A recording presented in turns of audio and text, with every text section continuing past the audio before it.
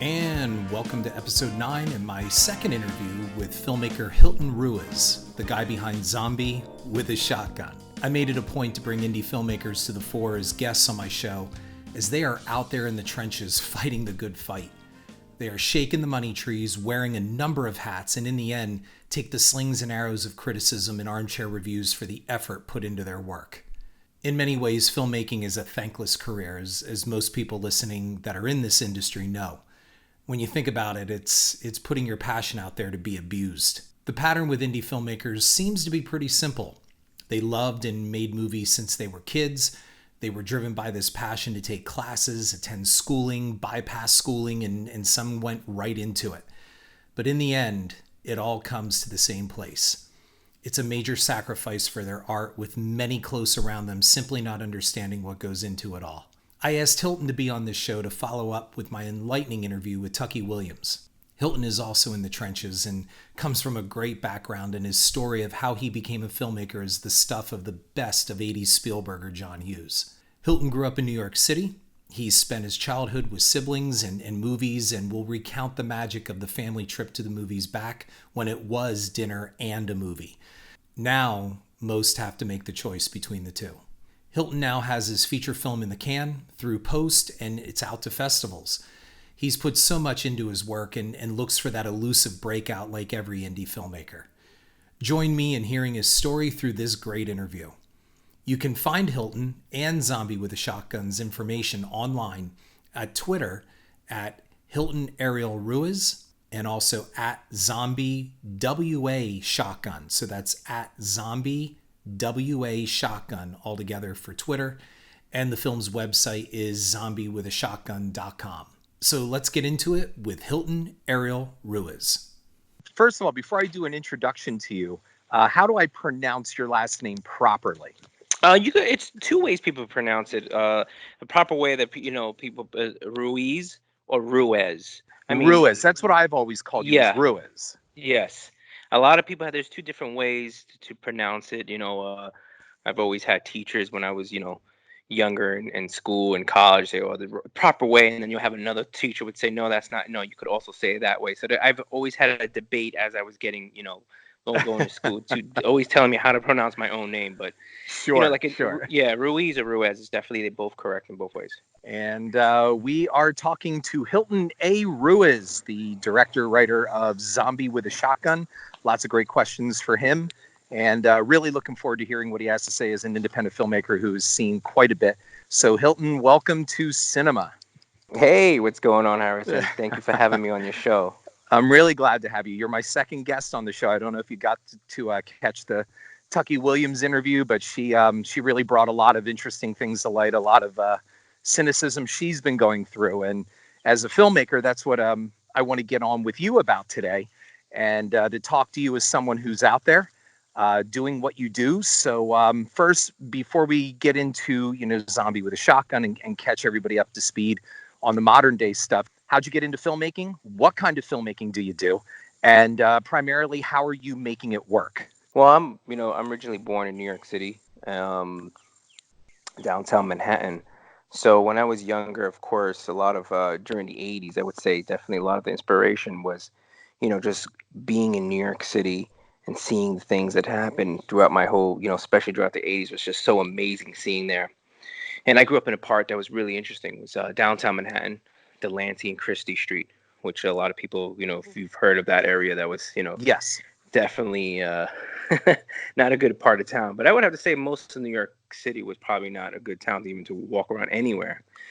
So just being, being in that town area and just driving around always in Times Square and in the Deuce and area, I would say, gave a lot of memories of now that when I make films, I think about those times about how can I tell stories that kind of inspired me from back then. And I think a lot of it had to do also with, I grew up with 6 kids in the house, 3 boys, 3 girls in the house, brothers and sisters and cousins. And we used to go to the movie theater every weekend. Back then it was a cheap sort of way to go out with the family and everything. Now it's forget that. Imagine with 6 kids now, we're talking probably $300, $400 probably. Sure, maybe and more. that's really not far off the mark. I used to say that it used to be at one time dinner and a movie, and now it's dinner or a movie. Yeah, yeah, absolutely. So a lot of times, we I was the youngest out of everyone, and so it was just like, it was always funny being the youngest. I never wanted to spoil the, seeing the rated R movie, and so we, everybody was like, oh, we can't really watch that, but it wasn't like that. It was like, we're gonna watch it. We don't care that you're the youngest. Tough. Close your eyes. Whatever. So, going to the movies, watching these, Friday the 13th and these Halloweens and all these like movies, scary movies was really frightening. Being a little kid, it was just amazing how growing up at that time. And I would say you would remember we used to just watch any kind of movie, didn't matter what kind of Oh violence yeah. that was and everything. Yeah, Even I to mean, this I saw day. the Amityville Horror. I think that was my first R-rated film, and that was in '79, and I was a kid. And there's a little bit of a cool thing of feeling like a badass when you're watching something like that as a little kid. Yeah, no, I totally agree with you, and also the VHS times, you just pop in the Oh yeah. VHS, no one really cared, what was on there. And, even to this day, when I would say the scariest movie I've ever seen in my life was Death Wish, because it felt so real, even watching it right now, the Wow. rawness of that. And that I would have to say that's probably the scariest movie that I've ever watched when I was young, and it was just crazy. Um, so then, as I got older and everything like that, I always wanted to put stories together. And a funny story I'll tell you really quick is, remember those Chinese movies that used to come on Channel 5 over here in New York? They used to come on Saturdays and everything. We used to watch all the kung fu movies, and everybody was in love with them. So when I was little, my cousin and my brother, they used to do kung fu, and they used to take a little camera and they used to like record it. So they never wanted me to fight in the kung fu scenes, and they'll choreograph this kung fu scene and everything. And of course, I was the youngest, I was the brat. No one wanted to play with the youngest. No one wanted, so I always wanted to go in and choreograph the scene also with them. I wanted to fight. I wanted to be the star of the kung fu film that they were creating. They're like, no, take the camera. You're gonna film. You're gonna be the director. you know so it is so funny because they still talk about it. They're like, is that amazing that we remember when we used to want to be the actor, but we said no, you'd be the filmmaker on it. And it was so funny. It started from there. Slowly, they used to say, okay, you're going to record the scenes and show, the fighting scenes and everything. I was like, okay, cool. And it was so funny because sometimes we didn't have a tape or anything, and then they used to give me the camera, just still pretend I was filming it. Because they never even wanted me to even be in the action scene or whatever the kind of film they were shooting. So little by little, I was learning. Some sort of way, I was learning filmmaking, and Wow. being 8, 9, 10 years old, because my brother and my cousin never wanted me to be in the film. So I started from there. I got really into it. I loved it and everything. And I remember telling my mom I wanted to get my own like camcorder, high 8 or whatever it was at that time. And one day she surprised me. She bought it for my birthday. It was a Sony. I totally forgot. I still got the camera, believe it or not, in my storage. I Wow. gotta look. Yeah, I gotta dig it up and everything. I still have it. I still have the tapes of some of the stuff that I've done when I was younger. And there I started making these like films with my friends, and we make like recreations of like horror films and stuff like that. And I decided to go out to schooling, and took filmmaking. Took filmmaking in so many different places because I really wanted to learn the craft, such as like New York Film Academy. I took courses in NYU. I wanted to learn animation. I went to school of visual arts, and also photography. Photography is also my big, it was also a big background. One of my mentors is Jules Allen. He's a photographer out there. He taught me a lot about photography and film and everything. And I also dabbled in fashion. Went to FIT to learn fashion photography. So I went in a lot of different places to learn different, and I just wanted to learn those specific things because it helped the craft of what I was doing. Mainly was more filmmaking that I wanted to do, and Well, I felt like I that learned. is, I can't believe there's such an eclectic amount of stuff here that contributed from being a boy, learning the ropes with your family, your brothers, your friends, and then going to various different educational institutions to pick up all these things.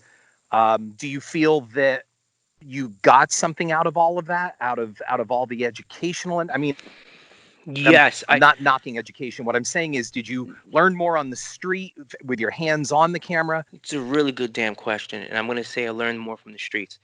And I'll tell you, or streets or just hands-on. I'm gonna say, and I'll tell you why.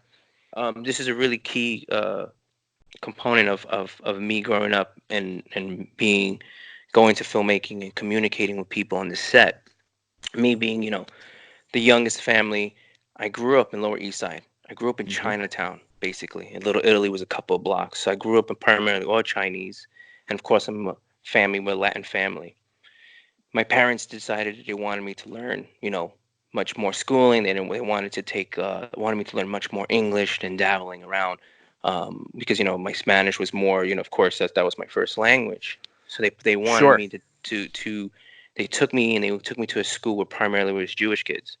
So I Huh. went to grammar school from from the Jewish kids that had friends and everything like that. And then I was in Chinatown and also being a Latin family. And during the weekends, we would have these festivals up in Spanish Harlem, in Central Park, because my father used to have a semi-professional baseball team there. He used to like sponsor it, and we used to have a big parties throughout the whole weekend. And then eventually later on, my parents decided, hey, you know what? We don't want you to go out to, it was really bad in New York. I don't, have to even tell you. So they brought me to a private school where I went with all Italians and everything. So it was such a great, I got everything, from being in Chinatown, and being, this Latin family. We used to have these big parties in Spanish Harlem in Central Park, from going to school with all Jewish kids and then going to private school with all Italians. And it was just awesome. It was just, all that experience really helped. Got to know a lot of people and be very comfortable with so many different people. And I think that was the biggest help, actually, going out, filmmaking and going there and not being afraid to do things and stuff like that. I think that was a big key also, believe it or not. And going in and going hands on with the film and everything, just walk around with the camera in New York City and just say, screw it, I'm just going to make a movie. And no one's going to tell me what to do because I'm from New York. That was just amazing thing, and when making a film, running around with a 16 millimeter camera, shooting and film in New York City, that was so much easier, of course, before, pre 9/11, and that was awesome. I remember walking around with the camera, or running around with the camera, making these films, and then after 9/11, it was like nearly impossible to go into like shooting at different places that you could. But I mean, they both helped. The education definitely helped. Um, but things change now. Remember we learned filmmaking, real film. We didn't. When I grew up, I learned in film. There was no digital. It started to come Right. after. Right. So Same here. yeah, so things are different now. Like maybe if maybe if we were still learning the craft in film, I would say it's very important to go there, to learn it. Because, of course, you had to learn the stocks, the films, you had to use a real light meter, you Yeah. had to use the light meter. You had to know the Oh stocks of the yeah. film. You had to know between, the tungsten light, versus, it was just, and it was amazing. You had to learn all those, you was going to use Fuji, you was going to use Kodak film, it was always a challenge, 16 to 35, Super 16. And Well, I I think, think you've said something really important just going back a little bit, and that go for it. is you actually went out and you did it. You actually put your hands on things and you weren't afraid. There's this constant nagging belief that we have a generation right now, and or a couple generations that are just so timid, and they just are stuck on not being able to socialize. So they do everything behind the protection of a screen, whether it's their cell phone, whether it's an iPad, whatever, and that they're not actually out there getting their hands dirty, taking chances, and physically putting their hands on something. So I'd like to hear your opinion about that. I mean, what do you think of that? Is there any validity to that? No, I totally agree with you. I think just it's and, a lot of people say exactly what you say. Oh, it's really congratulations, you went out there and you did a film. It's really hard to make a film, and I think I think there's that fear element of just you know um, going out there and do a film. Why? What Um, is so scary about it? I mean, other than money, of course, and then we're going to get into that. like you did. You got a camera, you went out Mm-hmm. and you made things, and you learned how to make things. You learned how to craft things. And what is that fear, do you think, that people have that hold them back? I think it has to do with the unknown, being afraid that, Hmm. not knowing what it is to make a film, and just being fear of just, um, just not understanding the craft, and just not knowing that world. I mean, that's what I think it is. It's like, anything else with, I guess if somebody tells me, some, to go into dabble into something totally new, I'm probably going to be very timid and say, oh, well, I really can't do that. You know what I mean? You might have to give me a little bit of time, and just that whole fear factor of just of failing. I don't know. It is a damn good question, though, I have to say. Yeah, there's another thing too. Just there are people, a lot. I would say 75 to 80% of stories I hear people is that they go out and they go and try to do it, and they go quarter through it, and they just decide I'm not going to finish the film. So there's so, I would say, I don't know. I mean, I hear many stories. Maybe 60 or to 75% of films never get made, never get done or Yes. completed, I would say. The whole point in doing this podcast from the beginning was, like I used to say, well, I still say all the time, and just what the internet needs is, another movie review site. And, I'm wondering, like you said, that fear factor and all of that. Are we creating a generation that's just afraid of everything?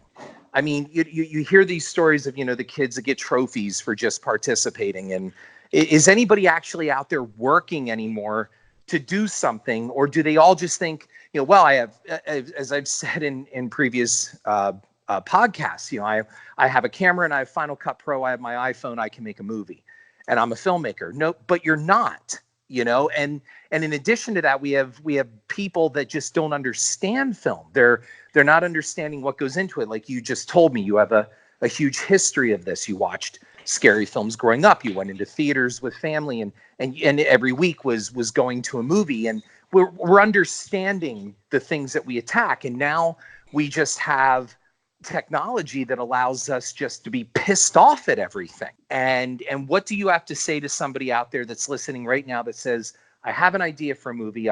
They may even have some access to equipment, maybe not the most funds, but they have the ability to go make something. Mm-hmm. What do you say to them? Yeah.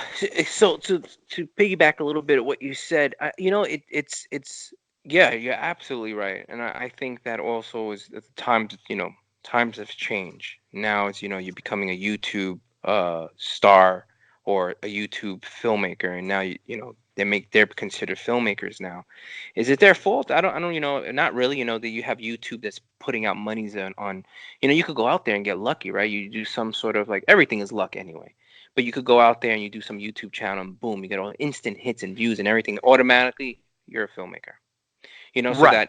that instant gratification that we live now in this generation, right? Everything's like instant gratification. Boom, that everybody wants, boom, boom, you're gonna get, I mean, I think that's a lot of it also to do with it. Like, these YouTubers are coming out, and I got nothing wrong with YouTubers. It's not their fault. This is the new generation that came on. You can't even go to schools now. They teach you how to cut film, really, right? Everything is a Final Cut by the program, boom, and everything like that. Yeah. So our generation is totally different. I mean, we look at it and sometimes we're like confused, right? We're like, damn, what, and and we're so confused we can't even figure out. It takes us a couple of years to say, okay, I get it. You know what I mean? Yeah. So, somebody that has an idea that's out there, I always tell, and I think everybody, I think you and I, the same thing. A lot of people tell us the same thing, which is, get an idea that you like, that you really want to get behind. And not just an idea you want to get behind, make sure it's an idea when you bring people along to the project that you're going to believe so much that they're going to believe in that project. Because if you're going to go out there and just do a project that really, it sometimes, a lot of times it doesn't work. Get that one project that you really believe in, because when you get that team, they're going to see the feel and the vibe of your, of yourself going in there and saying, oh God, this guy really believes in it. So this really matters. I'm going to now put 110% in the idea. And, I always say, filmmakers, even doing, and, every film we learn from mistakes. Steven Spielberg said in one of the best lines he's ever said. he says, all films are never completed. They're just abandoned because we don't have enough funds to keep on to do that film, that perfect shot. We just abandon the film and say, okay, it's ready to go. Okay, let's cut it. We all learn from it. I don't think, there's, I think all filmmakers learn from it. So just go out there with your idea, your story, and shoot it. And, that's the way you learn. And that's the way you learn from your mistakes and you become a better filmmaker. Well, that's what John Carpenter said as well. He said, get a camera and go out there and shoot it and make the best film that you possibly can. But that's the thing.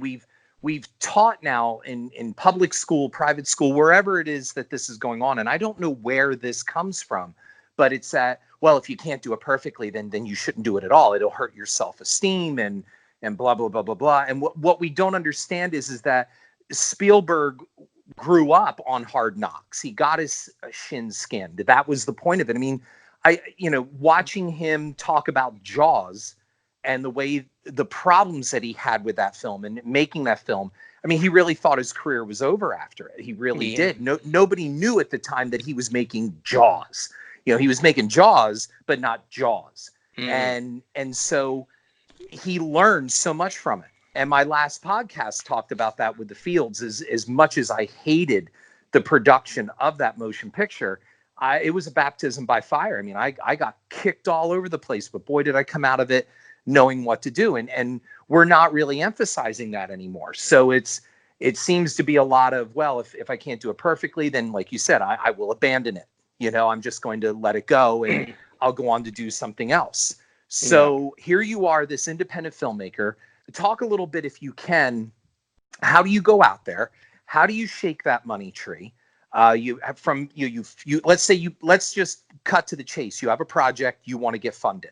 How did you find the money for this and put it together and then look at it and go, okay, and then where are the next steps for that? So as an independent filmmaker talking to somebody who goes, okay, yeah, you're telling me just to go out and do it. Well, you did, Hilton. So why don't you tell them how you went out and did it and where it's going? For anybody that's listening, I want people to know that, I'm just like anybody else. I had a dream and I wanted to pursue the dream and I did it. And the difference between a lot of people is just, I never quit. So I tell a lot of people that's listening, if you just don't quit, just keep on going. And I had that that passion, that drive that no one was going to tell me no. No one was going to stop me. I didn't care if people tell me you're garbage, you're nothing. And you hear it. I hear it all the time. I mean, as filmmakers, you get criticized. You have to have rough skin in this field. I mean, I've heard it so many years, this and that, your stuff and everything. That didn't matter. So I tell a lot of people, just, don't let any little thing hurt you. Don't let anybody tell you anything. Once you have that drive, the determination, you just keep on going. I mean, nothing could stop you. And I have to say, that was myself. I started 7 years ago in the month of August, which is really interesting. August of 7 years ago, which would be 2012. Yes. I decided to do a web series. And then there was an actor friend that we're becoming friends. His name was Braden Body, which is actually the star of the film, also the feature film. And we got together and I told him, hey, look, I got this idea. I got this web series I want to do. I want to do some zombie story. I want to do like some sort of romantic zombie film. And, at the time it's really, it's funny and everything. I said, but I wanted to do a point of view to zombie. I want the zombie to be a kick-ass zombie. I wanted it to be something that's different, and a lot of it helped also with the title, Zombie with a Shotgun, and just as a hobo with a shotgun was such a great title. Zombie with a Shotgun came along. I was, that's a great title for a film. Let's see will that match what we were doing. So, like, again, determination. I said, let's get together. Him and I met him. So a lot of people want to know how the process I started. I was looking for casting. So there's a lot of different spots that you could go and cast for films. A lot, believe it or not, is really good for people. It's Craigslist. You would be so surprised. Go on Craigslist and doing casting under the film group or wherever city you're from. You'd be so shocked and surprised of how many great actors you could find there. On anything, on editing, everything, you'll find unbelievable talented people. So him and I, and we casted like two or three other people there, um, and we shot the film. Of course, got my my DP and my of course you get people to help out in the film. So Sure. it was a 5 minute short film that was going to be the first episode of 5 or 7. We wanted to keep on. Actually, our goal was to keep on going to shoot the series as much as we can. And at that time you really don't know. You're like, okay, um, we usually do these sort of like they're kind of like assignments or experiments or just another a project to climb the ladder to learn more about the art form and to meet more people as you take it to festivals and everything. That's basically what we always do. So that's basically I had on my mind. We did the first episode, and I think it was cut like in 2 3 days. I was lucky. I got a great composer for the film, which he's also the composer for the feature. I stuck with everybody. Basically, a lot of original people from the first episode came along, and boom, it went viral. And again, I have to emphasize what I said before. A lot of it's luck. Yes, I got lucky. You know what I mean? I did something that went viral, and in couple days I was getting like hundreds of emails of like, "What is this? Is this a trailer for a feature? We want to interview. We want a podcast. We want to go." I got everything. Everybody wanted just to know what the hell is zombie with a shotgun. The first episode, I have to say, was done really nicely, and I was shocked. I was like, wow, what do I do? What do I do now? Like now this whole buzz, even my actor was getting buzzed about the whole thing.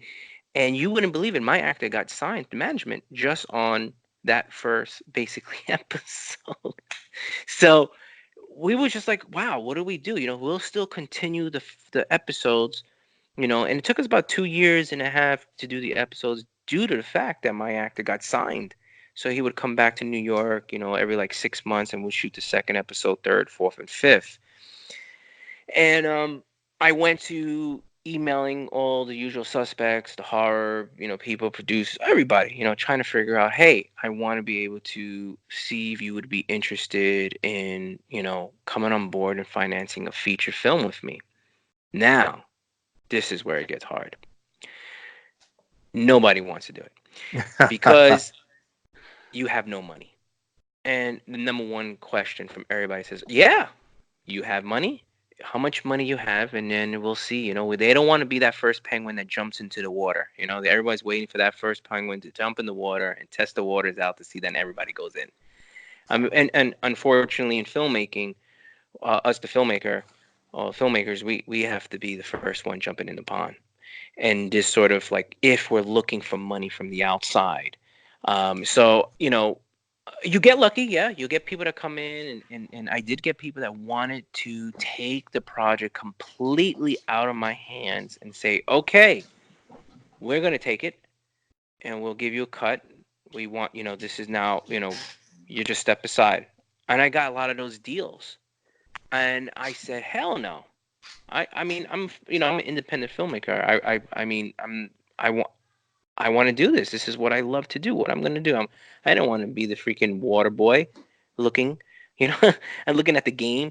I wanted to be part of the game. And I asked a lot of guys, yeah, I want to be part of the production. Yes, I'll do it. Give me a better points, give me better, but I want to be part of it. Let me contribute being right or be the contribution of being somebody to tell you what my vision is, or, get me in there some way, somehow. And no, nobody really wanted to. I said, okay, I get it. I understand. I don't have a name, whatever. This is what independent filmmaking is. I refused those deals that came in and wanted to fully finance the project, but take me out of it, the equation. And, my famous analogy I would say is like, they wanted to take my farm and just leave me with a pig or a cow. Say, hey, okay, here's your little oinker or your cow. We're just going to take the farm. And I was, no, I'm not doing that. So, they were like, and then other guys, will say, okay, I'll come in if you could come in 50% or a quarter, bridge gap or whatever, gap financing, everything. We'll find it out there some way, somehow. I don't have money. I know that's the thing. I don't have money. And you get, you start to say, oh my God, what am I going to do next? And that's when I met this gentleman called Simone Guglielmini, who's an Italian comic book artist who draws for um, Image Comics. One of his famous series that he did was Near Death, which is an amazing comic book. Him and I got along so well. And him and I came with the idea, hey, let's make a comic book first issue. Maybe that would help get more of these investors to come on board and everything. Okay. We that took a year, finally planning, and we finally did 5 issues. I mean, he did the first, and then he brought in one of his other artists that did the number 2, 3, 4, and 5. You would think it would help. It didn't. It did help with my followership. I got a lot of people engaging more. Wow, this guy's taking this zombie with a shotgun really serious.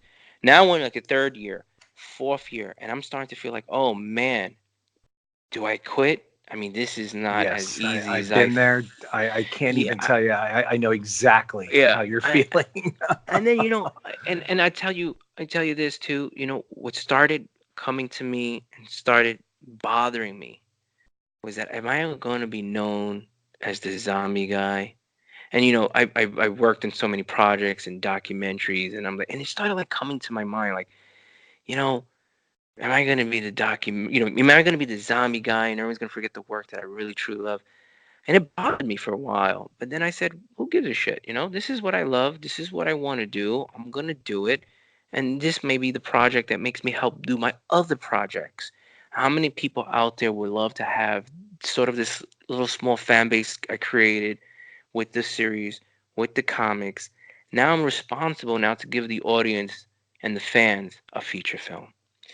And I wanted to go to crowdfunding, but I hated it. I wasn't from that generation. I know. Yep. I wasn't for that crowdfunding, and I couldn't do it. I just couldn't. I felt like I was I grew up as being a salesperson. My father was a great salesman and everything in his job, and I was, that was my thing. I learned from him, but doing it on a camera and selling the project, I felt like I just couldn't do it. There was something that I felt like it wasn't real. I don't know. And my one of my producers that came on, Kyle Hester, who's in part of Zombie with a Shotgun, he shook me out of it. He was like, "Dude, just do it. Do it. Who gives a shit? Who cares?" And finally, I said, "You know what? Fuck it." I had to put my tail between my legs. So let's do it. Let's do the crowdfunding, and I did it. And I had help from people who came on and said they're going to help me. And Kyle definitely was one of the producers who helped me a lot. And here's another thing too for people who's listening: it's a job. You just can't do 2-3 days and say I'll come back next week. People think it's a 9-to-5 job. No, it's more than a 9-to-5. It's waking up in the morning and going to sleep. As soon as you put that phone down, that your last tweet or your last thing had to do something with your film. We went on Kickstarter. We got disappointed because we weren't going to make the goal, which sucked. I mean, we were like 1 month and we had like $20,000, and I think we was raising, I forget, I think 60, whatever. And at that time, we had to make at least $1,500 a day to make the goals. It was impossible. I was like, shit, I didn't think this is hard. This just pissed me off. And I'm, talking to Kyle saying, hey, dude, we got to shut this down because we're going to do another work of a month because we had 2 months, and then we're going to have to shut this shit down. And all that work, we had to go to Indiegogo. And we went to Indiegogo, and I'll tell you, we raised $20,000 in freaking 2 months.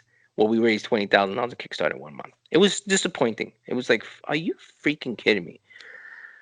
But people started pouring in. Like, there was fans, and they came in, did some private contributions. And so I was like, okay, this is not bad. I mean, I started getting, and then I did something really crazy, very ambitious as well. This is nuts what I'm going to say right now. 3 years from August, which is funny because 7 years ago we shot the first episode.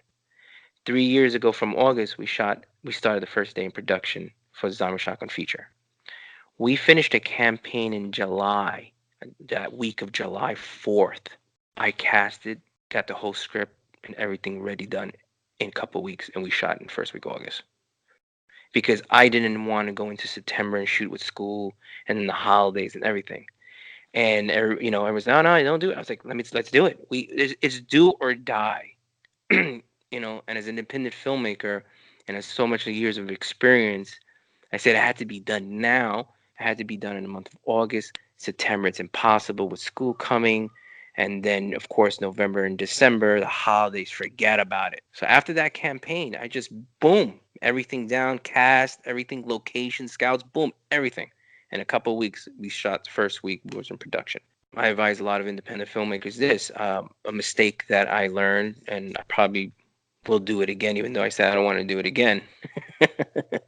We shot basically 70% of the film because we didn't have enough money.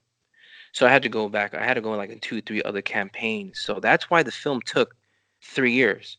A lot of people say, "Oh, why is movies take so long?" To me, I say, "This is independent filmmaking. We did not have the whole money, and usually, not usually, you know, and you know this, Harrison. You should have all the money, Yes. and you should have all the money because a lot of problems, mistakes happen. And of course, I didn't because I was very ambitious. I felt like that money was lying around.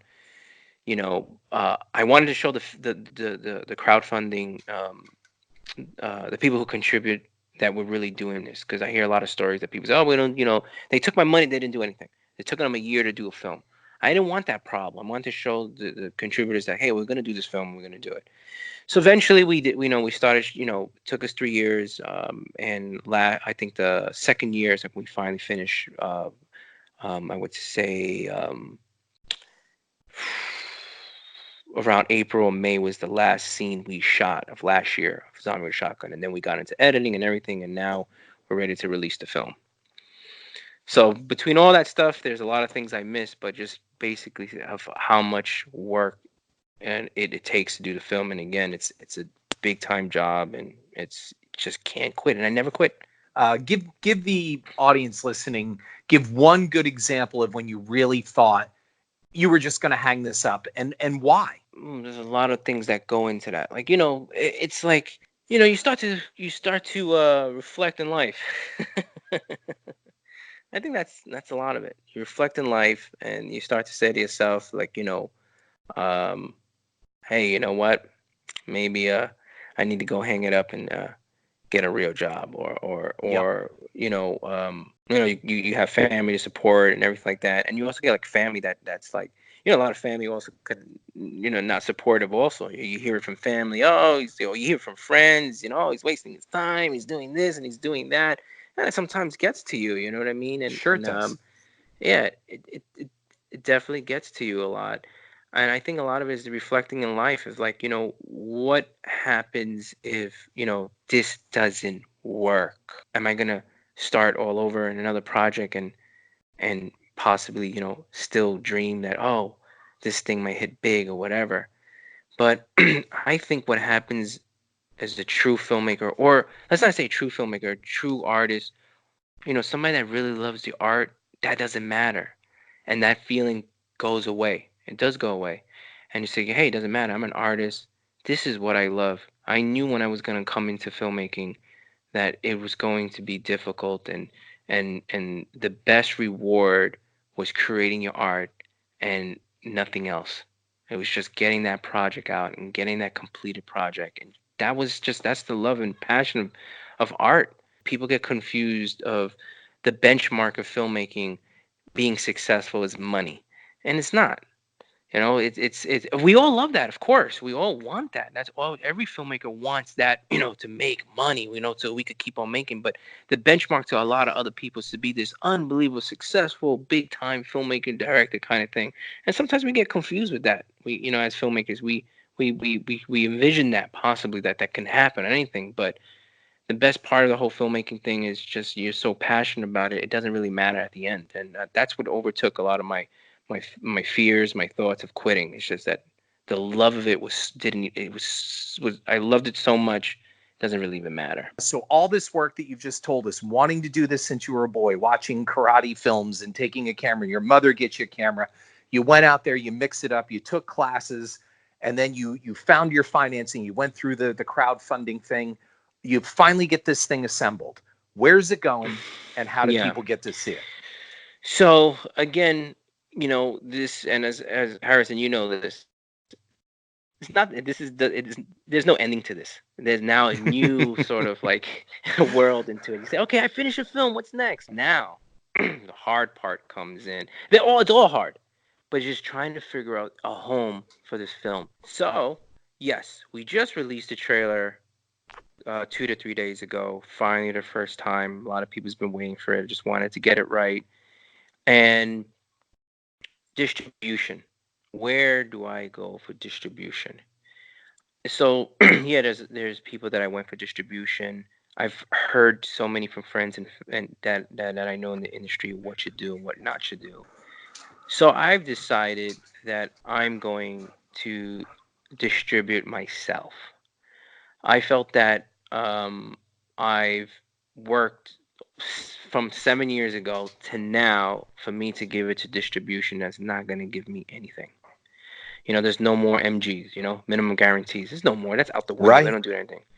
That's number one. Number two, I don't have A-list actor. These distribution want some big time actors, or even I would say known actors in the horror. I've assembled a cast, very talented cast, 95% straight out of New York City with talent. I took the chance to take raw actors that is not known in the horror industry, but they're known as in their craft. They're very talented. They do their own thing here in New York City. I took the chance for that. I said I wanted to just do that. Also financially it helped, and I'm really happy with it. I found very talented people to be in the film. So that's a number two thing. I took the chance on that. So what helped me a lot is that I did build this, some sort of a fan base for Zombie Shotgun. There's fans that have been there for episode one, been there for the comic, been there for a lot of the artwork, from the production, from the campaign, that are very supportive. I think I can take that and go self-distribute, where I will go out and have it taken to streaming services myself, where they have now these new, there's no more middleman. You could cut the middleman or the salesman. You could, I don't have to tell you, you could go to places. So it's like distributor or Quiver or places that you can go to the guy and get your stuff streaming directly to places. That's what I'm going to do. The goal is to release it in streaming service in Halloween. At the moment, believe it or not, we are still sound designing the film. I have a September 10th screening in LA. It's sort of like a premiere out in LA. I premiered it here in New York, where which is for cast and crew, and also was for me to see what else I needed to go back and fix, which was great because that's what I did. And a lot of times independent filmmakers don't have the opportunity to go, and that's always a good thing. Go screen it, look at it, blah, blah, blah. And I think I even sent it to you, Harrison, to get your opinion, which thank you very much on that. And with my fan base, I think they help and support it and get in streaming services by Halloween or on Halloween Day. And hopefully international probably will get that. I'll probably find a distributor for international. I'll try to see, because that's, of course, I don't know where to go for those territories or anything like that. I think that'll be a big sort of Q&A, because talking about independent, right? Starting from the root of independence all the way down to the end, because a lot of people do start crowdfunding, or they start very independent, self-financing their project. And I would say 95% go into a distribution deal. I'm going to go straight 100% independent myself, self-distribute. And that's a big, test for me, myself, to see how that would work. That's a huge plan. Yeah. That's a huge plan. And yeah, but again, I think what the center that is coming out of this interview that I'm hearing is, you're going out and you're doing it. I mean, you're taking a risk here, and there's no guarantee for success. There's there's also a lot I hear a lot of, but I put so much into it. Why I got to get back. No, sometimes it just doesn't work that way. And that's unfortunate. Filmmaking is kind of a metaphor of life. You meet some interesting characters, you try to write the proper ending, but sometimes the ending gets changed.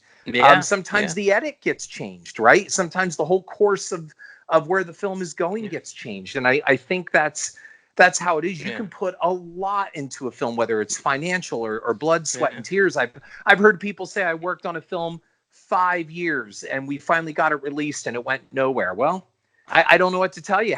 It may not have anything to do with whether the film is good or not. It's like you said, you get lucky where the things in place at the right time was the time right. You know, certain films are a product of the time, and their success is connected directly to the time. And Mhm. we'll kind of wind back to what you were saying, and that is, you know, the Friday the 13th films. The Friday the 13th films were a success because of their time, and that's why they stumble now, because teens are not the same as they were back in the 80s. Things are different. Views on sex are different. When Jason was galloping all over the place, AIDS was still not at the forefront, so it wasn't part of the national discourse. So, you know, the unprotected or sex with abandon kind of thing, it was just different. Now people look at things differently and go, well, that's just not how we are. So Jason is kind of not relevant, I guess, is what it is. So that's why these remakes of these films, some of them have stumbled, because it's not the same time. So I mean, here you are, you've done it, you've put your film together, you're putting it out there, you're going to have an LA screening, you've screened in New York, and you're going to take on the huge burden of trying to crack that distribution nut and do it yourself. Yeah, it's crazy. I know. I'm gonna do it. I'm gonna be sort of like an experiment. You know, I feel like I'm also an experiment for a lot of independent filmmakers. Also, Well, you know, to I'd go love out. to be able to track this, you know, Yeah. publicly as you do it. So real quick, how can people find you, and how can they find Zombie with a Shotgun? And then most of all, how can they find on social media, I'm referring to, so they can track you? How can they find this information to follow your course of action and to see if you succeed? Let me just say one more thing before I say that. Sure. So, as us independent filmmakers, you know, Harrison, I'm pretty sure when you know in your earlier films, going looking for investors, right, was a big problem. And you know, the whole question is, It still is. It's always a yeah, problem. yeah. And the thing is, you know, when you get investors or somebody, it's just like people with film. You know, what's the guarantee my film is gonna be? This film is gonna be successful. What's the guarantee? So I would get that, and finally, I got a great analogy for like a lot of investors or people that want to put money into films. It's just like also filmmaking. Also, this is also just goes with a filmmaker also. And I get investors to say, hey, what's the guarantee that this film I put money and I'm gonna make money back, or it's gonna be successful? And I say, hey, when you go bet on a horse, do you tell that person you're buying it, you know, hey, what's the guarantee my horse is going to win? I say, Hmm. it's the same exactly way the game. It's the Hmm. same way. And you're just not going to there's no guarantee. There's no guarantee your horse is going to win. You just got to put your money in it and you got to roll the dice and see what happens. And that's what I'm doing. So if anybody wants to find me, definitely you could Google Zombie with a Shotgun. When you Google Zombie Mm-hmm. with a Shotgun, you'll get the first episode will pop up. And you watch the first episode. If you love what you see, that's what you're gonna get. I'm in all social medias from, you know, Facebook/Zombie with a Shotgun, Instagram/Zombie with a Shotgun. Twitter's a little bit different because you can't have all those 17 letters. So it's Zombie WA Shotgun. Now Twitter, I'm more active on it. Is the one that you know helped me. Is the one that actually helped me Yes. raise the Same money. here. Yeah. So anybody, you know, that's where I'm at. You know, people want to ask me questions. You can hit me up. If you follow me, I will follow you back. I'm not one of those guys that you know. I follow everybody back. I'm not a celebrity. So you know, I follow everybody back, and I love to have conversations on people and everything. So you know, don't be timid to ask me questions. Follow me again because I will follow you back. If I don't, just give me time. I will. And you can also hit zombiewithashotgun.com. You can see the stuff that we have there. We're updating the site as well. One last, any type of parting message you want to say to anybody out there right now, a piece of advice in 5 sentences or less, what would it be? I think it's don't quit. Get that one project that you really believe in and gather up, you know, your crew, your cast, and just go with it. Just shoot your project, and just as long as you believe in your project, everybody will come along, help you, and believe in it as well. And that's really important: believing in yourself and believe in your project, and not letting anybody tell you that you can't do it. I can't thank you enough. People will be able to find also your information in my show notes. And I'm very excited to see what is going to happen with your whole self-distribution. I really do. I can't wait, because a lot of people, I think, are sitting there waiting for somebody like you to score that big success. And that's what I think everybody who's a filmmaker understands all of this is rooting for you, Hilton. So Yeah, thank you. we all have our fingers crossed and hope that this really works. So I want to thank you so much for being on the show. Thank you. Greatly appreciate it. And we're going to be able to steer people your way. So thank you for appearing on Cynema. Thank you so much. Take care. Head on over to iTunes and give me a like and review. And if you want to read my Cynema blog, you'll find it at horrorfuel.com/author/Harrison.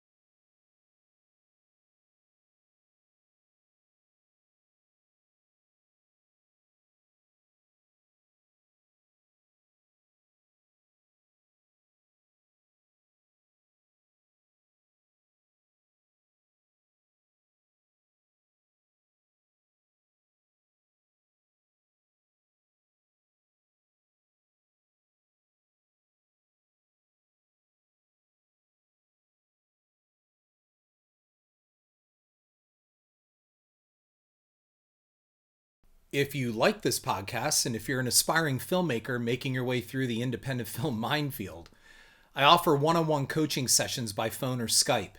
Email me at this site or class of85llc@gmail.com for information and pricing. I offer input on your completed or in development film or screenplay and offer insight into all aspects of pre-production, production, and post, and eventual distribution. Hope to hear from you.